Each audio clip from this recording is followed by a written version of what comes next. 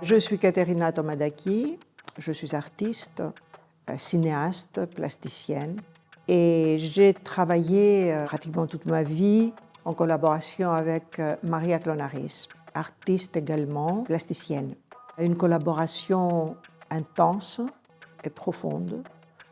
Nous nous sommes rencontrés à Athènes lorsque nous étions adolescentes, lors d'une mise en scène de théâtre que j'ai réalisée, qui était un montage entre deux pièces, Electre de Giraudoux et Les Mouches de Sartre. Maria a assisté à ces représentations et pour elle c'était un choc émotionnel. Et un choc émotionnel a été aussi pour moi la découverte des dessins de Maria. C'est ainsi que s'est produite cette rencontre qui devait durer toute la vie. Nous avons créé une œuvre commune que nous avons commencé à co-signer dès notre arrivée à Paris. Avec notre premier film, Double Labyrinthe, en 1976, nous devenons un double auteur femme. C'est ainsi qu'on se définit.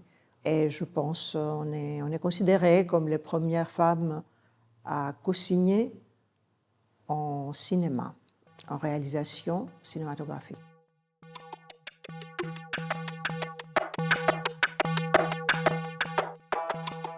Notre médium premier et principal sera le cinéma, mais le cinéma non narratif est le cinéma en médias légers, notamment en Super 8.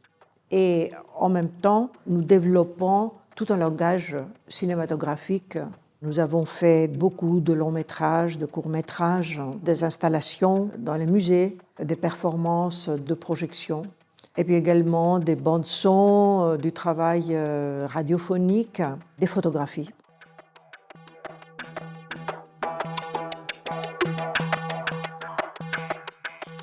Et puis nous avons écrit.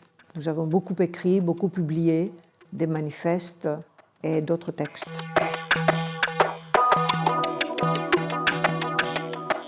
On était absolument imperméable à toute idée de travailler dans le système cinématographique parce qu'on savait ce que ça représentait, à la fois sur le plan patriarcal, mais aussi sur le plan économique, capitaliste, économique. Et donc, notre geste était de créer un espace d'expression complètement autonome et complètement indépendant, ce que nous avons appelé un cinéma corporel. C'est-à-dire que nous performons avec notre corps et l'une filme l'autre. C'était un dispositif en réalité, c'est-à-dire une façon aussi de travailler, et c'était beaucoup un travail sur le regard. Ce que nous introduisons là, c'est un travail sur le regard.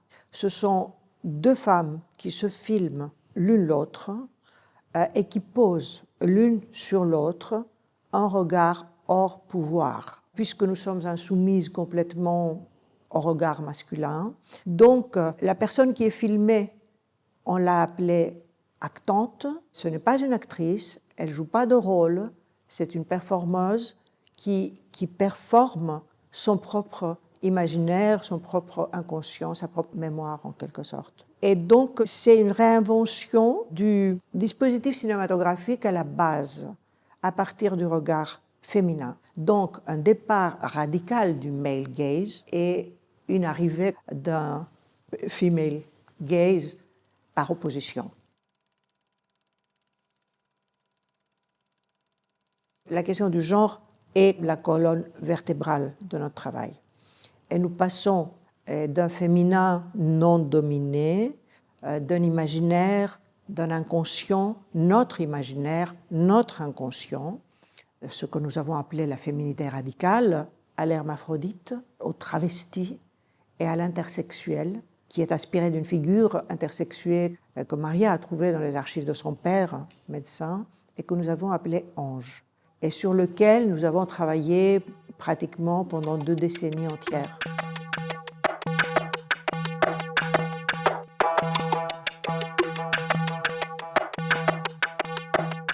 On était des femmes artistes et des femmes artistes assez rebelles qui avaient l'intention d'imposer leur vision telle qu'elle était. Tous les milieux dans lesquels nous avons évolué, qu'il s'agisse du cinéma expérimental, qu'il s'agisse de la théorie du cinéma, qu'il s'agisse de l'histoire de l'art, étaient patriarco-dominés et très constitués, avec une certaine rigidité.